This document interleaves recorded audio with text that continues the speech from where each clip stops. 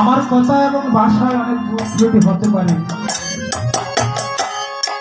আমি যে কীর্তন করিতে পারিব সেই জ্ঞানটুকু আমার নেই। তবু আপনাদের এখানে উপস্থিত হয়েছি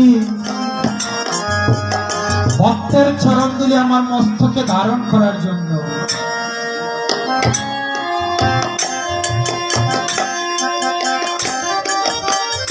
কারণ শ্রীকৃষ্ণকে একদিন নারদ প্রশ্ন করেছিলেন,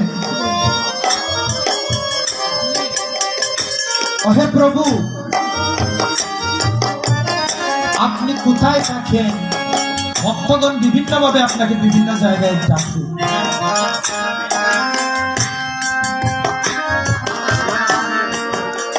গীতায় উল্লেখ করে গিয়েছেন